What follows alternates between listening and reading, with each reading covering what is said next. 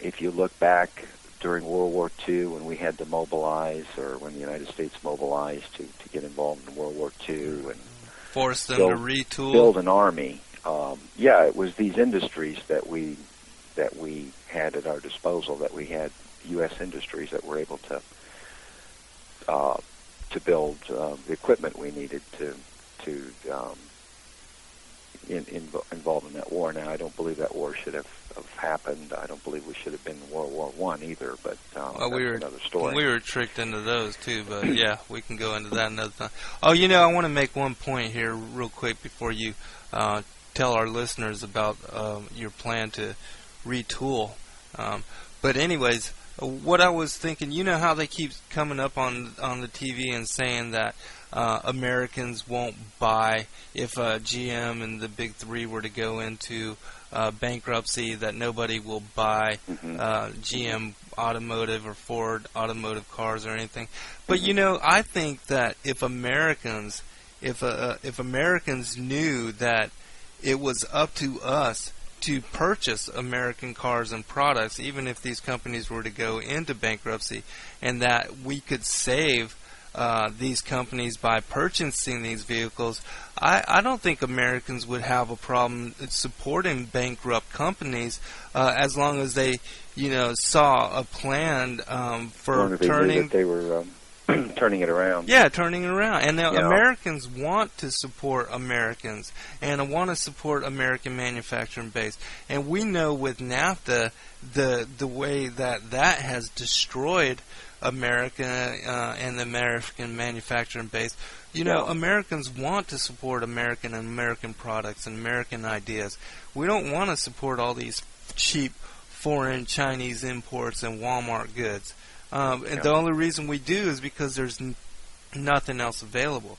So I think that is a fallacy in them keeping to bring that point up about how Americans won't buy GM goods if GM is in bankruptcy.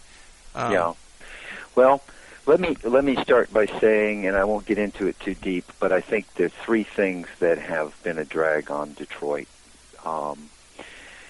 And it probably, the quality of the products that they've produced over the years is probably reflected in this. Three things. Trade. Free trade has been a failure. I mean, I know the proponents of it still say how wonderful it is. They throw out that term free trade, but it's packed with a lot of meaning, and people just don't really understand what it means. Right. Free trade is not fair trade. Right. Okay, number two, heavy taxation.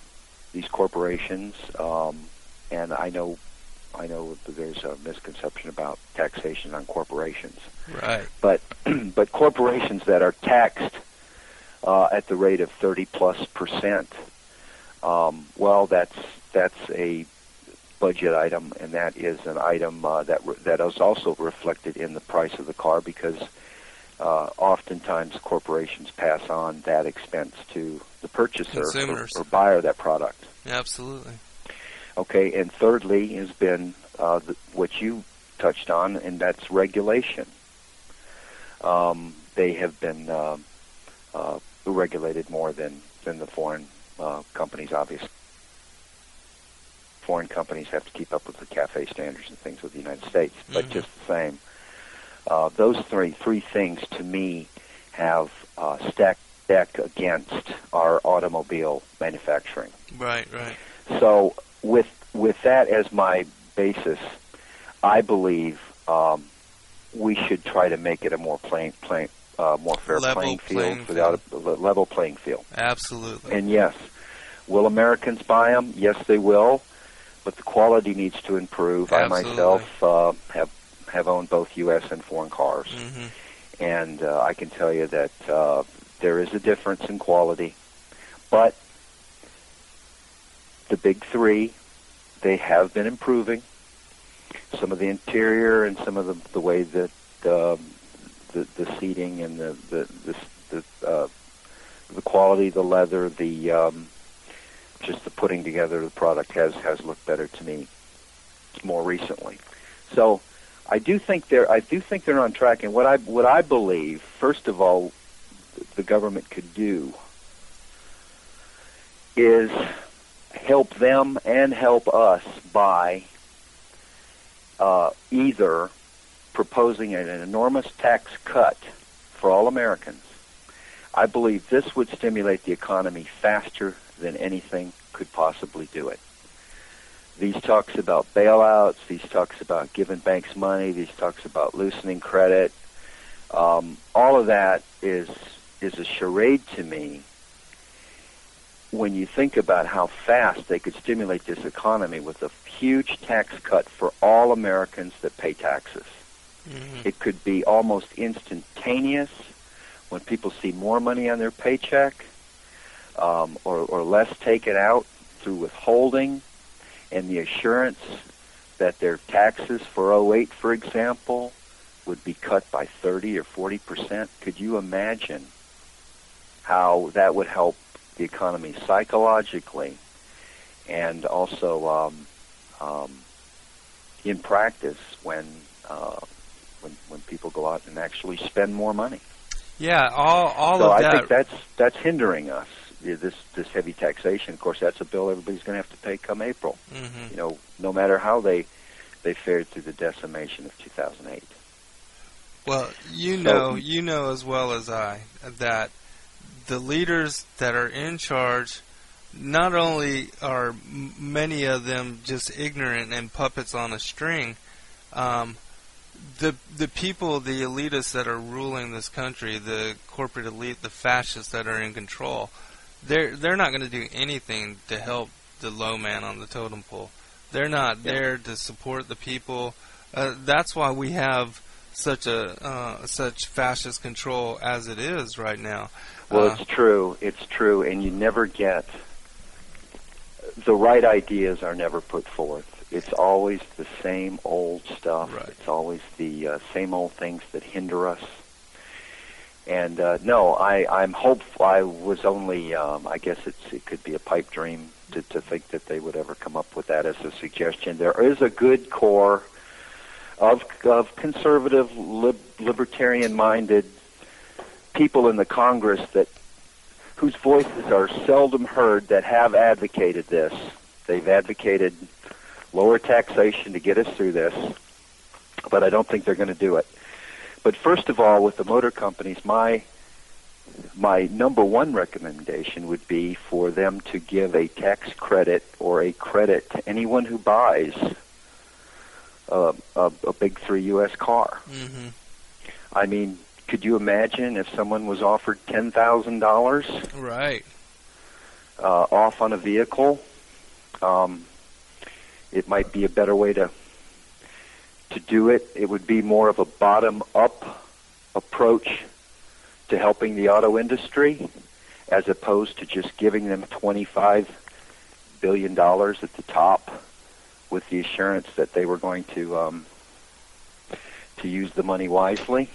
Yeah, that's what the bank Now, that said might not too. solve what you touched on about improvements and restructuring. But I got to say that I think what Americans have been buying has been what they want. And if you recall, SUVs were what they wanted. Oh, yeah, yeah. And gas guzzlers were what they wanted, because just think back 2 years when everybody wanted, the big Escalades, right, and the big Lincoln model, and everybody was in the SUV craze. Right. Not to mention the imports of those items they were buying. So normally what companies do is they build what people want. And only since this oil spike of earlier this year, and then the gas spike that resulted from it, did the talk of alternative and green energy come up. Now, you touched upon whether or not these companies had the technology, and they have had the technology. The electric car, they've been able to build that. I think they're really fine-tuning this Volt now. Mm-hmm. for the marketplace.